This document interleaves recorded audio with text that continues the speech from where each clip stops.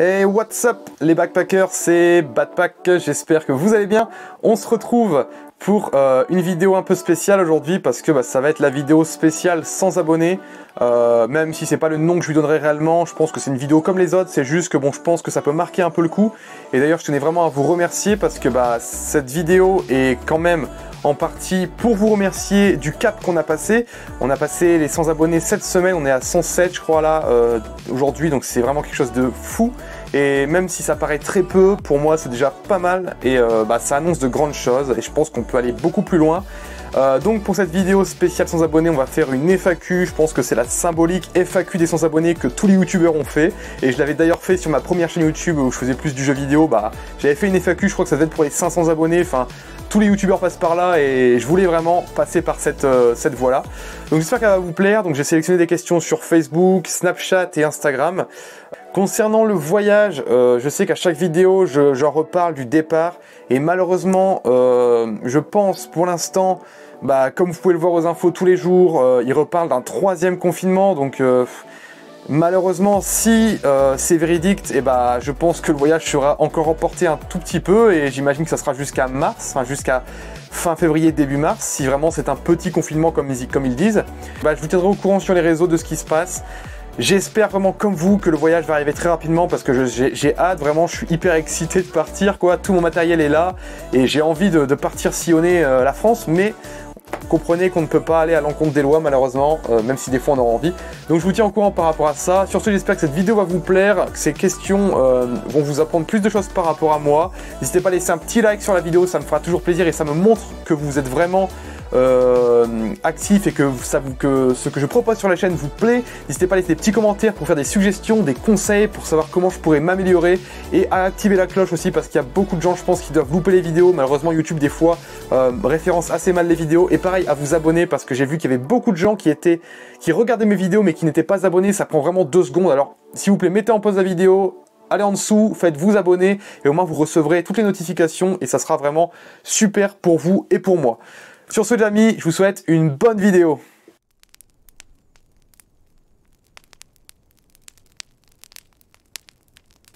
Ok les amis, on est parti pour la FAQ du coup. Je vous explique comment je vais procéder. Donc j'ai écrit les questions dans des petits bouts de papier comme ceci, dans lesquels je ne dirai pas les noms, de toute façon je ne les ai pas dessus, donc ça restera anonyme. Mais les gens qui auront écrit les questions se reconnaîtront sûrement. Donc on va commencer par la première question. Est-ce que ce voyage est une quête sur toi-même? Question très compliquée à répondre, tout simplement parce que je n'ai pas encore réalisé le voyage. Et je pense que même si je l'aurais réalisé, je ne pourrais pas encore y répondre parce que ça c'est quelque chose qu'on peut voir que après plusieurs années. Mais si je devais répondre un petit peu à la question, je dirais que oui, forcément ce voyage, j'imagine qu'il va me changer et que si je réalise ce voyage, c'est aussi pour travailler sur moi-même, pour m'affirmer, devenir autonome et me découvrir vraiment moi-même. Donc oui, ça va être franchement une évolution de ma part, et, enfin sur moi, tout au long du voyage. Et je pense que vraiment le but de ce voyage, c'est aussi de réaliser tout simplement mon rêve. Voilà, c'est aussi simple que ça. J'ai un rêve, je veux le réaliser coûte que coûte. Et je trouve qu'aujourd'hui, c'est très rare de voir des gens qui ont réalisé leur rêve de leur vie. Donc c'est mon but ultime de ce voyage. C'est à la fois une quête sur moi-même pour grandir, pour m'affirmer et aller au bout de mes convictions. Et aussi réaliser le rêve de ma vie, tout simplement. On va la déplier. Alors, quel a été le déclic de ton changement de parcours et as-tu toujours été intéressé par le voyage et la nature? Très bonne question. Alors concernant mon parcours, j'ai eu un parcours similaire à beaucoup de jeunes. Voilà, j'ai été jusqu'au bac, j'ai eu mon bac, j'ai testé les études, ce qui ne m'a pas plu du tout parce que j'ai essayé, mais je me faisais pas du tout à ce mode de vie, voilà, boulot dodo. Et je voulais pas d'ailleurs en fait faire plusieurs années d'études pour au final choper un travail qui aurait été boulot dodo toute ma vie, une sorte de routine. Ça m'aurait pas du tout convenu, mais j'ai essayé, c'est le principal.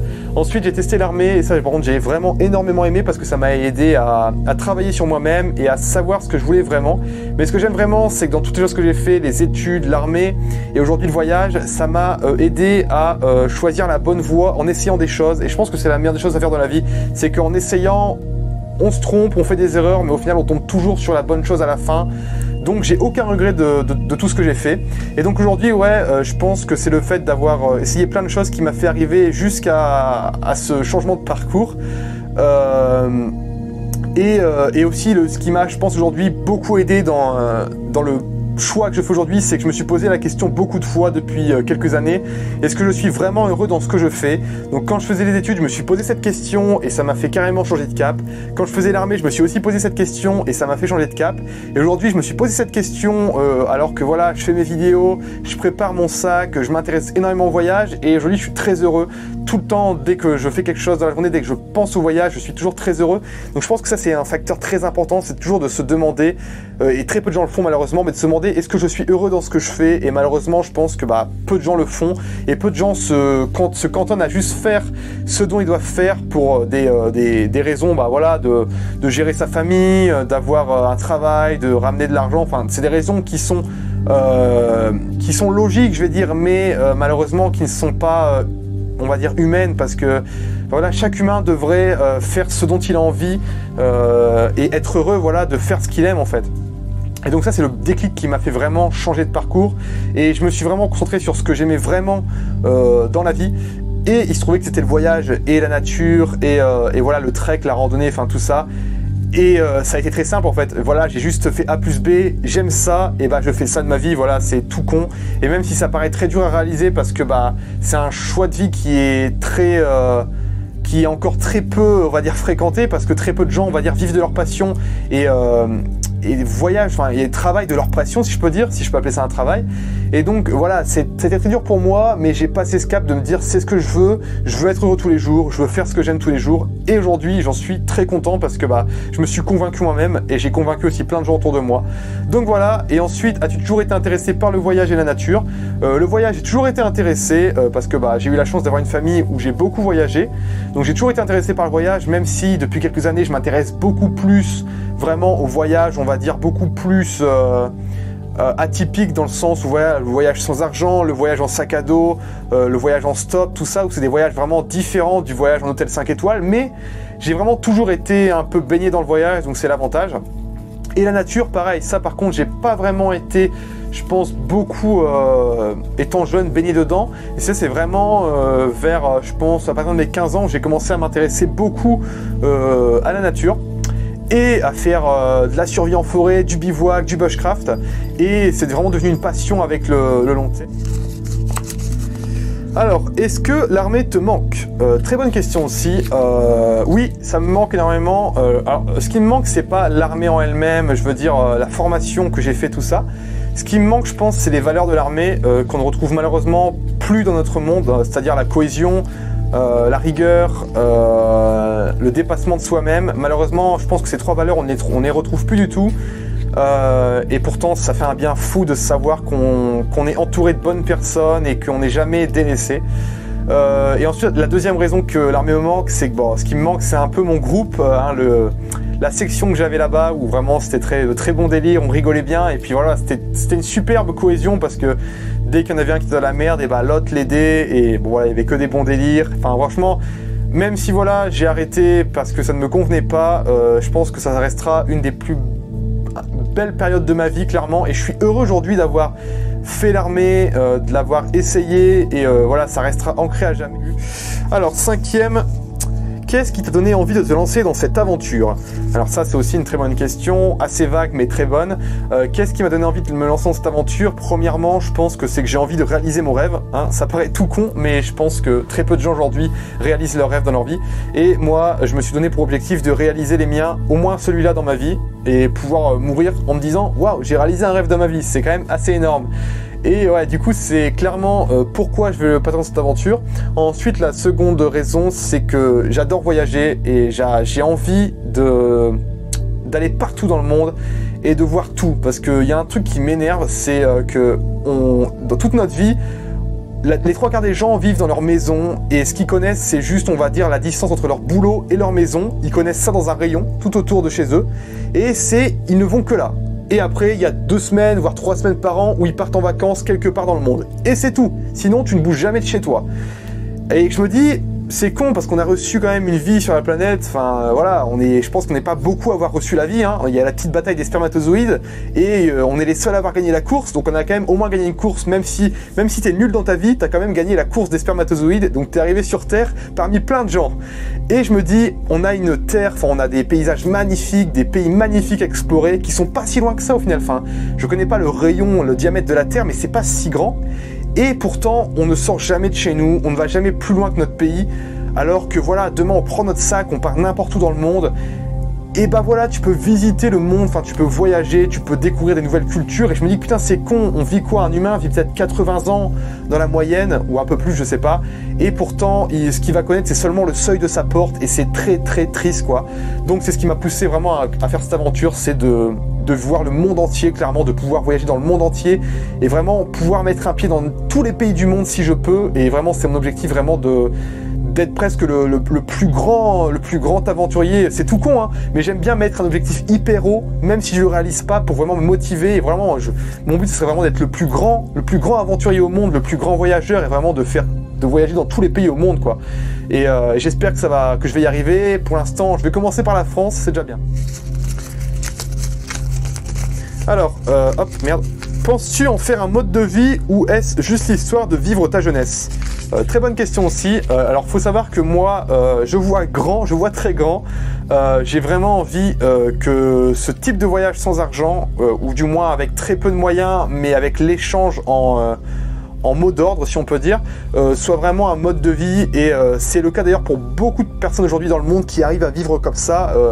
C'est malheureusement très peu connu encore parce que ça fait un peu marginal, si je peux dire ça comme ça, ce qui n'est pas le cas pourtant, et malheureusement c'est l'avis de beaucoup de personnes, parce qu'ils n'arrivent pas à comprendre que en fait on ne profite pas en voyageant sans argent, on échange avec les gens, et je pense que par exemple aller chez quelqu'un et cuisiner des pâtes bolognaises en échange que lui t'héberge pour la nuit, et ben je pense que c'est un échange. Certes il n'y a pas d'argent entre les deux, mais c'est un échange, et c'est un moyen quand même de vivre avec des gens, quoi, clairement, tout simplement. Mais malheureusement pour beaucoup de gens qui sont, on va dire, omnibulés par l'argent, c'est totalement débile et totalement marginal, et que ce n'est pas possible. Mais donc oui, je pense, pour revenir à la question principale, moi j'aimerais en faire un mode de vie. Après, est-ce que ça va être possible? Je ne sais pas, je verrai par rapport à mes capacités et à si j'y arrive, tout simplement. Mais non, donc franchement je pense que oui, je le fais forcément maintenant parce que je suis jeune et ça va me permettre de kiffer ma jeunesse, mais j'espère aussi pouvoir le faire tout au long de ma vie pour kiffer ma vie, parce que je pense que c'est une question un peu piège, dans le sens où souvent on pose une question à des personnes: est-ce que tu fais ça pour kiffer ta jeunesse? Mais cette question est un peu débile, parce que on ne devrait pas que penser à kiffer notre jeunesse. Enfin je veux dire, on est sur Terre pour au moins, je sais pas moi, 80 voire 90 ans, et on doit kiffer de la première année jusqu'à la 90e année, même si on est vieux. Et j'ai envie de dire, si tu as 70 ans et que tu as envie d'aller faire le tour du Colorado, tu vas le faire, parce qu'il n'y a pas de bonne ou de mauvaise période pour kiffer sa vie. Je pense que si tu as envie de kiffer un jour, tu le fais, et peu importe si tu crèves au l'autre bout, le plus important c'est que tu réalises ton rêve et que tu ailles au bout de tes envies et que tu n'aies pas de regrets. Je pense que avoir des regrets, c'est la pire chose qu'on peut avoir dans sa vie, et je le souhaite à personne. Combien t'a coûté tout ton matériel? Alors très bonne question aussi. Honnêtement, je n'ai pas fait le calcul avant la vidéo, mais je dirais, j'avais quand même regardé un peu, on va dire, avec les prix globaux, même si j'ai acheté quelques trucs en plus. Je crois que j'étais à plus de 1200 balles en tout presque, et encore je pense qu'il y a beaucoup de choses donc j'ai pas compté. En soi je pense que ça doit presque effleurer les 1500 € je pense de matos. Bien sûr, qu'est-ce qui explique cela? C'est que je pense que beaucoup de gens pourraient s'en tirer avec beaucoup moins de frais et de budget. La grosse différence c'est que moi j'ai voulu partir sur du matos ultra léger et on va dire de bonne renommée pour pas être emmerdé en plein voyage. Donc j'ai pris beaucoup de matos quand même qui coûtent très cher mais qui sont très légers, donc qui vont me permettre d'avoir un poids de sac vraiment très faible, et aussi du matos qui est assez robuste et qui va me permettre de voyager assez sereinement. Donc voilà ce qui explique le forfait, enfin le budget pardon de mon matos qui est assez élevé. Est-ce un rêve d'enfant de vouloir voyager autant? Alors pour être honnête, non, je pense pas que c'est un rêve d'enfant. Je pense que c'est plus pour moi une sorte de détermination ultime et de conviction. C'est que j'ai envie de voyager partout dans le monde, j'ai envie d'aller aux quatre coins de la planète, de rencontrer les gens, de découvrir des nouvelles cultures. et de me développer, de me dépasser moi-même, ouais, de travailler sur moi-même en fait. Et je sais que je serai prêt à tout faire pour y arriver. Voilà, je serai prêt à mourir vraiment pour réaliser mon rêve, parce que je pense que voilà, c'est pas un rêve, ce que je veux faire, c'est vraiment une sorte une conviction que j'ai envie de réaliser. Mais si je devais décliner ça sous une forme de rêve, je dirais que c'est en fait, mon rêve serait de réaliser mon rêve coûte que coûte, parce que je pense que comme je dis dans la vidéo avant, il y a beaucoup de gens qui malheureusement ne réalisent aucun de leurs rêves dans leur vie et s'enferment dans une routine de vie, et à la fin ils regrettent beaucoup de choses, et je pense que le pire dans la vie, c'est d'être rongé par les regrets. Donc moi je pense que clairement le rêve, c'est vraiment de réaliser mon rêve et je pense pas l'avoir eu quand j'étais jeune, parce que quand j'étais jeune je pensais pas encore comme ça, mais aujourd'hui depuis quelques années je me dis que je ne peux pas vivre sans toute ma vie en ayant oublié ou mis de côté mon rêve. Et voilà, je ferai tout aujourd'hui pour aller jusqu'au bout, franchement, et réaliser mes convictions, quoi. Combien de kilomètres comptes-tu faire à pied par jour? Très bonne question aussi. Alors au niveau des kilomètres qu'on va faire à pied, du fait qu'on n'est pas le même niveau, moi j'essaie un peu de m'entraîner quand même à marcher avec mon sac. Mais au niveau des kilomètres, je pense qu'au début on va se fixer une bonne moyenne de... Ouais, allez, je pense 20 ou 25 km par jour, ça serait largement faisable. Plus 30 km et un peu plus, je veux dire 35, je pense qu'on n'y arrivera pas au début, parce que aller faire quand même 35 bandes par jour avec des sacs qui avoisinent les 10 kg, ça paraît simple au début, et ça sera peut-être simple les premières journées parce qu'il n'y a pas la fatigue qui s'accumule, mais je pense qu'au niveau de plusieurs journées, la moyenne va plus se tourner vers du 25 km je pense par jour, en sachant que on peut marcher, je pense, à un bon 5 km par heure. En tout cas moi je pense qu'avec mon sac j'arrive à marcher entre 5 et 6 km par heure, enfin 5 et 6 km à l'heure, pardon, ce qui est pareil du coup. Et ben voilà, si on marche, admettons, aller 6 heures dans la journée, parce qu'il faut compter les pauses où on mange, juste les moments où on veut juste profiter, parce que c'est pas une course, hein, on veut aussi s'arrêter pour admirer les paysages et rencontrer les gens. Du coup, admettons, si on arrive à marcher 6 heures par jour, à raison de 5 km par heure, ça ferait à peu près 30 bornes. Mais voilà, c'est à prendre avec des pincettes, parce que ça sera pas tous les jours comme ça. Il y a des fois, on sera peut-être un peu plus fatigué, des fois, on s'arrêtera quelque part. Donc, je pense qu'une moyenne de 25 bornes par jour, pour commencer, ça peut être très bien. Quel est le but de ce voyage? Alors c'est une question qui remonte un peu comme la première, mais je l'ai sélectionnée quand même parce que je pense qu'elle est un peu différente. Alors moi, ce que je vois dans ce voyage, je pense que je vois trois facettes. La première de but de ce voyage, c'est m'épanouir et voilà, voyager, voir des choses nouvelles, découvrir des choses que je n'aurais jamais vues si je ne serais pas parti. Et voilà, découvrir des paysages, des lieux, des choses magnifiques que l'on ne voit que à la télé, mais là je vais pouvoir les voir en vrai. Donc vraiment, c'est le but propre du voyage, c'est voyager et découvrir des choses nouvelles. Ça pour moi c'est le premier but de ce voyage. Le second, je pense que c'est, ça fait un peu narcissique, mais j'ai envie avec ce voyage de marquer un peu l'histoire. Si on pourrait entrer un peu notre nom un peu dans l'histoire, un peu, que ce soit avec la chaîne YouTube ou que ce soit un peu, je sais pas, de par des journaux, des journaux télévision, voilà, des choses comme ça. Non, ça se dit pas, j'ai dû faire une faute, mais si on pourrait marquer un peu l'histoire, parce que j'ai toujours été vraiment friand des grands aventuriers, des gens qui ont fait des choses vraiment nouvelles, qui ont parcouru des pays, des distances, tout ça, et ça m'inspire beaucoup ces choses comme ça, et moi je kifferais, pourquoi pas, être cité des fois parmi ces gens en ayant fait le Tour de France à pied et sans argent, pourquoi pas. Ça c'est la deuxième raison. Et la troisième raison de ce voyage, comme je dis dans la première partie, à la première question qui était quelle est la quête de ce voyage, enfin est-ce qu'il y a une quête sur moi-même, et c'est la troisième réponse, c'est que je pense que ce voyage, le but c'est de me travailler sur moi-même, de me pousser vraiment à bout et de me découvrir et de devenir beaucoup plus autonome, ouais, et de me dépasser tout simplement. Question, combien de temps le voyage va-t-il durer? Alors combien de temps le voyage va durer, c'est difficile à dire, hein, parce que nous-mêmes on ne sait pas du fait qu'on ne l'a pas encore commencé, et on ne sait pas, il y a des fois où on va s'arrêter. Je pense pas qu'on pourrait le prévoir, même si on saurait le nombre de kilomètres par jour qu'on va faire, on ne pourrait pas le prévoir, parce que je pense que l'itinéraire va changer quand on va voyager, on va s'arrêter chez des gens, on va s'arrêter pour travailler des fois quelque part, enfin il y a plein de facteurs différents qui vont venir modifier le voyage et modifier sa traversée, on va dire. Donc on se fixe pas, et surtout en fait la grosse différence c'est qu'on ne se fixe pas vraiment de temps max parce qu'on a envie de profiter un maximum et on n'a pas de contraintes de retour, donc c'est vraiment l'avantage. Mais si je devais dire quand même, on va dire un chiffre, je pense que le voyage va durer au minimum 1 an et demi. Quand je dis 1 an et demi, il y aura des pauses, c'est-à-dire qu'en un an et demi, chacun de nous va quand même des fois revenir voir sa famille, pour les fêtes, pour les anniversaires. On peut pas faire 1 an et demi totalement, partir et être en autonomie pendant 1 an et demi. On reviendra quand même des fois, mais voilà, je pense que le voyage va durer au moins 1 an et demi, vraiment. Si vraiment on s'arrête des fois, on prend le temps de profiter du voyage, je vois bien ça comme durée. Alors, question en anglais qui m'a été posée par un ami à moi anglais, donc ne jugez pas mon accent s'il vous plaît. Donc c'est What are you most scared about traveling? Donc voilà, je pense que vous avez compris. Donc de quoi as-tu le plus peur pendant le voyage, en gros durant le voyage. Alors ça va vous paraître vraiment un peu étrange, mais je pense ce qui me fait le plus peur, c'est pas le voyage en lui-même, c'est pas le fait de galérer, enfin voilà, d'être dans la merde. Ce qui me fait le plus peur, c'est de moi-même. J'ai peur en fait de ma motivation, j'ai peur de moi-même, de ne pas savoir gérer une situation. Et ouais, j'ai peur de moi-même en fait, de ne pas aller jusqu'au bout. Et c'est pour ça que je suis content de connaître cette peur, parce que je sais que je peux la combattre grâce à ça, en me disant tu connais ta peur, va jusqu'au bout. Voilà, tu ne peux pas mourir, enfin tu ne peux pas vivre ta vie sans avoir réalisé ton rêve. Rappelle-toi de ton rêve et de ta conviction. Et donc je pense que ouais, c'est assez fou, mais ma propre peur dans ce voyage, c'est moi-même.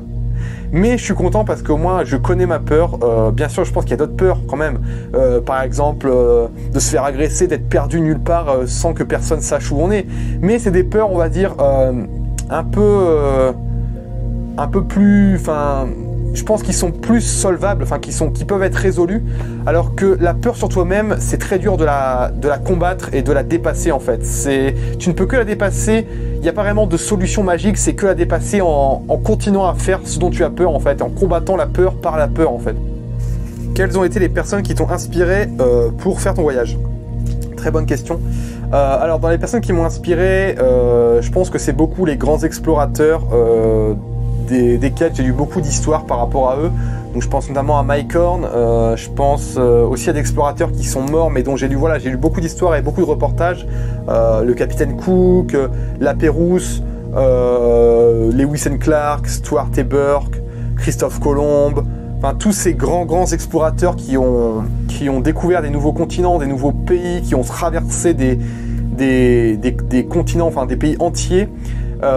Et voilà, c'est des choses qui m'ont beaucoup inspiré, parce que on va dire que je me reconnais un peu dans leur choix qu'ils ont fait de leur vie. Ils ont vraiment voué leur vie pour le voyage, de se dépasser eux-mêmes, découvrir des nouvelles choses et on va dire sortir de leur routine et vraiment ouais, aussi apporter des sortes de connaissances au monde et montrer au monde que le monde n'est pas juste son propre pays, et que il y a un monde qui nous entoure et que vraiment on peut sortir de chez soi et aller beaucoup plus loin que ça. Et ces gens-là vraiment ont bravé l'inconnu et sont sortis de leur zone de confort pour découvrir des nouvelles zones inexplorées. Et ça, c'est quelque chose qui me fascine. Et après, je dirais aussi que j'ai été aussi beaucoup inspiré par notamment Jules Verne. J'ai lu beaucoup de Jules Verne et c'est beaucoup des récits d'aventure, de grandes découvertes. Et même si c'est beaucoup des choses fictives, c'est quelque chose qui m'a inspiré énormément dans le voyage, parce que c'est des aventures vraiment superbes à lire et t'as envie de les vivre en vrai, quoi. Et c'est ça qui m'a poussé. Et voilà, j'ai envie de vivre des aventures dignes d'un livre en fait, et de vivre quelque chose de nouveau tous les matins, et d'apporter à ce monde peut-être des nouvelles connaissances, des nouvelles découvertes. Même si aujourd'hui on pense que tout a été découvert, je pense que en soi, même si tout a été découvert aux yeux des humains, je pense que on n'a en soi rien découvert nous-mêmes. Je pense que chaque personne doit redécouvrir les choses par lui-même. Et enfin, la plus grande découverte, c'est se découvrir soi-même. Et c'est ça que j'ai envie de faire, moi, c'est que j'ai envie de me découvrir moi-même, chaque continent de mon corps. Voilà, c'est un peu bizarre, mais j'ai envie vraiment de me découvrir moi-même, et ça sera pour moi une grande découverte. Donc je me compare un peu à ces explorateurs dans le sens là, quoi. Quels sont les pays que tu aimerais le plus visiter dans ta vie? Question difficile parce que j'y avais pas pensé à ça. Je pense que les pays que j'aimerais le plus visiter, du fait que je suis beaucoup attiré par les pays froids, je dirais l'Islande, la Norvège, Danemark, Après, je kifferais aller en Alaska ou même en Arctique, enfin des choses comme ça serait trop bien. Franchement, même s'il fait très froid, je sais c'est bizarre, mais je kifferais. C'est quelque chose qui est amené en plus à disparaître, donc ça serait vraiment superbe. Le Canada aussi, le Canada avec notamment le Yukon, c'est une région du Canada qui est magnifique avec des grandes étendues de forêts et de lacs. Bon, je pense que vous connaissez un peu le type paysage du Canada, quoi, c'est ça. Ensuite, la Suisse aussi, je kifferais la Suisse, l'Italie. Après en Afrique, je kifferais faire le Congo, le Kenya, enfin... au niveau de l'Asie, la Chine, le Japon, je kifferais aussi. Au niveau de l'Océanie, l'Australie, la Nouvelle-Guinée aussi, la Nouvelle-Zélande. Et après, je réfléchis, c'est compliqué quand même, hein, franchement. Les États-Unis aussi, hein, franchement, bon, c'est un très gros pays, mais il y a des choses comme le Colorado, le Mississippi, enfin, il y a plein de choses. Le Mississippi, c'est un fleuve, je sais, mais il y a plein de trucs que j'aimerais visiter, franchement, dans le monde. C'est trop long, franchement, et c'est pour ça que, clairement, le but, c'est que je visite tout. J'ai envie de tout voir. Au moins, il n'y a pas de chichi, il n'y a pas de favoris. Alors. Ensuite, oh merde, j'ai arraché la question. Combien de poids pèse ton sac et combien de temps comptes-tu voyager? Alors, combien de poids pèse mon sac? Je ne le sais pas parfaitement parce que je rajoute des fois des choses, j'en enlève, mais normalement il se situe, alors en comptant vraiment mon sac avec tous mes habits et l'eau vraiment dans ma gourde, donc 1 litre d'eau, je suis à peu près, je dois être à 9 kg, entre 9 kg et 10 kg, je pense 9,5 kg on va dire. Et après, quand on va faire de la récup alimentaire, je pense que je serai aux alentours des 10 kg, un peu plus, peut-être 10 kg 100, 10 kg 200. Donc on va dire que voilà, je pense que mon sac, vraiment en voyage, il sera aux alentours des 10 kg, ce qui est vraiment très peu. Et pourtant, je peux vous assurer que j'ai un très bon confort. Mais cela se doit tout simplement parce que j'ai fait le choix de voyager en mode ultra léger avec vraiment du matériel qui est très léger, mais aussi très cher. Et ensuite, pour répondre à la deuxième question, combien de temps comptes-tu voyager? Écoute, j'ai pour le projet de voyager toute ma vie, si c'est possible. Après, il faut voir qu'est-ce que va devenir le monde avec le temps. Hein. On n'est pas à l'abri de, je sais pas moi, des guerres ou des choses comme ça. Donc, personne ne peut prévenir, malheureusement, enfin, ne peut prévoir ce qui va se passer. Mais j'ai le but de voyager toute ma vie, sauf s'il y aurait, j'aurais des problèmes familiales ou des problèmes de santé ou des choses comme ça. Mais sinon, clairement, l'objectif, c'est de voyager toute ma vie et de réaliser mon rêve de voyager dans le monde entier, quoi. Quel est le point de départ et quel est le point d'arrivée? Alors le point de départ du voyage, ça sera sûrement le nord de la France, vu que l'itinéraire commence dans le nord de la France. La ville, on ne sait pas encore réellement quelle ville on va partir, mais ça sera le nord de la France, c'est sûr. Du côté vraiment du nord de la France, on va dire. Voilà, c'est compliqué, je sais. Et par contre, le point d'arrivée, on hésite, parce que forcément, on va terminer le Tour de France, c'est normalement dans l'Est. Hein. Enfin, normalement, on va arriver dans le Nord, mais on va pas refaire le Nord, donc on hésiterait à terminer le Tour de France à Paris. Et d'ailleurs, on pourrait aussi le commencer à Paris. On aimerait bien le commencer à Paris et le terminer à Paris, parce que c'est un peu symbolique, même si c'est un peu la merde de sortir de Paris. On aimerait le commencer à Paris et le terminer à Paris. Donc voilà. Y a-t-il des endroits ou des lieux que tu voudrais particulièrement visiter durant ton voyage? Alors ça, c'est une très bonne question, parce que forcément le voyage, on va passer par plein de régions, et le voyage va être en soi le Tour de France, donc on va passer partout, on va tout voir, mais c'est vrai qu'il y a des choses que j'aimerais voir plus particulièrement que d'autres. Déjà, moi, ce que je kifferais, ça serait déjà la région du Périgord. J'ai envie vraiment de voir cette région parce que j'avais déjà été une fois et c'est une région qui m'a énormément plu avec tous les châteaux. C'est très très vert et c'est vraiment une région magnifique. Et notamment, normalement, si je me trompe pas, il y a les grottes de Lascaux qui sont pas loin. Et ça, c'est un kiff d'enfant. Je ne les ai jamais fait, mais j'aimerais voir les grottes de Lascaux. Donc ça, c'est un objectif vraiment. Je dois le faire. Honnêtement, c'est sûr. Ensuite, il y a aussi les champs de lavande en Provence. Ça, c'est un. J'ai déjà été une fois aussi à Aix-en-Provence, à Avignon, tout ça. Et j'avais adoré l'ambiance un peu du sud avec les champs de lavande, les rues très très vivantes avec les gens qui font de la musique dans la rue, les rues en pavé. Enfin, j'avais adoré c'est vraiment ce coin de la France. Et voilà, retourner en Provence, voir les champs de lavande, le truc typique quoi, mais se mettre clairement la tête dans la lavande et se coucher, puis voilà, regarder le ciel. Enfin, ça fait un peu kitsch, mais c'est vraiment le truc que j'adorais revoir. Ensuite, je kifferais aussi retourner aussi en Bretagne, parce que j'ai été pas mal de fois en Bretagne, mais c'est une région que j'adore, notamment pour ses magnifiques plages. Et les gens sont très gentils là-bas, puis c'est aussi très vert, et puis on mange très bien. Et enfin, j'adorais aussi retourner dans les Alpes, notamment vers Val Thorens, toutes les grosses stations de ski dans la belle saison, soit en hiver ou soit en été, ça peut être sympa de faire les deux, mais parce que c'est vraiment, j'ai passé de très bonnes années là-bas quand j'étais jeune, et c'est vraiment un kiff de gosse de retourner là-bas et de voir voilà, les Alpes, de kiffer, quoi, de voir les cascades, de voir les montagnes, de voir les villages de stations, enfin tout quoi, mais c'est vraiment un ensemble mais qui fait que ça avait créé en moi vraiment une sorte de sentiment nostalgique et j'ai envie de revivre un peu ce sentiment en y retournant. Donc voilà pour les endroits un peu que j'ai vraiment envie de retourner en France. Ah, et j'ai oublié aussi l'Ardèche. L'Ardèche, j'aimerais vraiment aussi y aller. Ça, par contre, je n'y ai jamais été, mais c'est quelque chose qui m'a beaucoup parlé, notamment ma grand-mère. Et j'adorerais faire l'Ardèche, aller me baigner dans les... comment ça s'appelle, à Vallon-Pont d'Arc et tout. Enfin, franchement, j'adorerais clairement aller en Ardèche, enfin aller à l'Ardèche et savourer le soleil, voilà, de l'Ardèche et me baigner sous Vallon-Pont d'Arc. Voilà, c'est mes fantasmes au niveau du voyage. Je me suis dévoilé. Si tu ne pouvais choisir qu'un seul pays dans lequel voyager, lequel serait-il? Très bonne question. Très difficile aussi, mais je pense qu'avec du recul, ça va vous paraître bizarre, mais je dirais la France. Ça fait un peu chauvin, je sais, mais pourquoi ça? Je pense que la France, c'est un pays qui a l'avantage d'avoir tous les types de paysages au sein même de son pays, c'est-à-dire qu'on a les montagnes, on a la mer, on a des cascades, on a des rivières, on a des grandes villes, on a des petits villages, enfin, on a tout. En France, tu as tout ce que tu veux vraiment si tu veux t'épanouir et c'est vraiment superbe. Les gens sont super sympas, il y a une très bonne ambiance de vie, il y a tout à disposition, de l'eau potable, le coût de vie n'est pas super cher non plus, enfin c'est plus cher que plein de pays mais c'est pas non plus extrême. Donc je pense que la France c'est vraiment un pays, et c'est pour rien qu'il y a beaucoup de gens qui viennent vivre en France, c'est qu'il y a un ensemble de choses à voir, à faire et à profiter en France qui fait que ça fait de la France un pays superbe à visiter et à voyager dedans.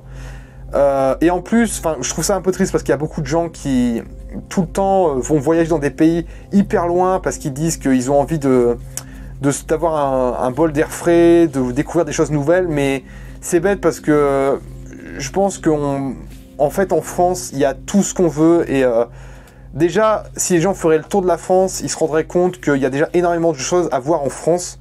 Donc au lieu de partir, je sais pas moi, à Tahiti, ils pourraient déjà tout simplement faire le tour de la France ou voilà, faire un peu le tour des régions en France et voir qu'il y a une multitude de paysages différents à visiter et qu'on en fait très lentement le tour de la France. Donc voilà, moi je prendrais la France parce que c'est vraiment un pays qui rassemble plein de choses géniales à faire, les gens sont superbes et voilà. Comptes-tu toujours voyager avec quelqu'un ou voyageras-tu un jour tout seul un jour? Ok. Alors moi j'aimerais voyager quand même avec des gens dans le sens où je pense que quand tu voyages à plusieurs, déjà niveau moral c'est beaucoup mieux parce que tu es moins sujet à déprimer un peu des fois, tu as quelqu'un pour parler, tu peux avoir des bons délires. Ensuite, voyager à plusieurs, ça te permet aussi de pouvoir régler des problèmes plus facilement si tu en as, parce qu'il y aura plus de cerveaux qui vont penser pour régler le problème, donc tu vas moins souvent être dans la merde. Et ensuite, le troisième avantage de voyager à plusieurs, c'est que tu peux minimiser tes frais, minimiser le poids aussi de ton pactage.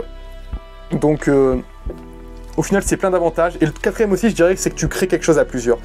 Tout seul, tu peux, comme le dicton, tu peux aller vite, mais tu n'iras pas très loin et tu ne créeras pas des choses.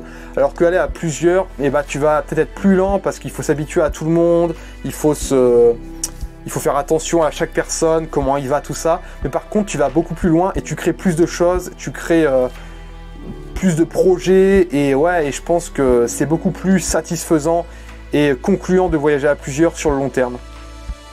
Et enfin, la dernière question, elle est ici les amis. Alors, que comptes-tu faire une fois ton voyage terminé? Un projet, enfin un nouveau projet ou juste arrêter? Alors, que compte-je faire? Ouais, je pense que c'est ça, ouais. Après le Tour de France, et logiquement, comme je en ai parlé toute la vidéo, je ne veux pas m'arrêter que à la France. J'aimerais tout simplement continuer avec d'autres pays et notamment l'Europe. Je pense que c'est l'étape la plus logique juste après. et après forcément l'Europe, si tout ça s'est bien passé, pourquoi pas, pourquoi pas, c'est même sûr, ça serait le monde, hein. C'est une suite logique, France, Europe et le monde plus tard. Voilà, et faire ça vraiment avec quand même des pauses. Je pense qu'entre chaque gros voyage comme ça, je pense que je ferai des workaway, des woofing pour me ressourcer un peu, retravailler le voyage, voir ce qui n'a pas été, acheter peut-être du nouveau matos et me reposer sur moi-même, revoir mes objectifs de vie, tout ça. Mais je pense que ouais, toute ma vie va être bercée par le voyage. Et oui, je pense qu'après le Tour de France, ce qui sera en horizon, ça sera sûrement le Tour d'Europe. Voilà, voilà. Et bien voilà les amis, on est arrivé au bout de cette vidéo. Ça aura été assez compliqué pour moi de la filmer parce que j'ai dû mettre en place pas mal un setup et tout derrière, et surtout que j'ai dû galérer un peu avec ça a pris du temps en tout cas, je veux dire, de faire les petits bouts de papier, de préparer tout aussi le matériel vidéo, mais en tout cas j'avais pris un plaisir fou à tourner cette vidéo et j'espère que j'ai pu répondre à toutes vos questions et que vous êtes satisfaits de mes réponses. N'hésitez pas, comme je vous l'ai dit, à continuer à poser des questions dans les commentaires de cette vidéo s'il y a des questions que vous voudriez que je réponde. N'hésitez pas non plus à laisser un petit like sur la vidéo, ça me fait du bien, moi ça me montre que tout simplement ce que je fais vous tient à cœur. N'hésitez pas non plus à activer la petite cloche pour rester toujours au courant des nouvelles vidéos et à vous abonner. Sur ce les amis, c'était Badpack, j'espère que vous allez tous bien et que ça va continuer, et j'espère aussi que ce foutu Covid de merde, on va dire, voilà, va vite dégager parce que je suis excité de fou de partir et j'attends plus que ça. Donc sur ce les amis, c'était Badpack et on se retrouve très très vite pour une nouvelle vidéo. Allez, tchou tchous.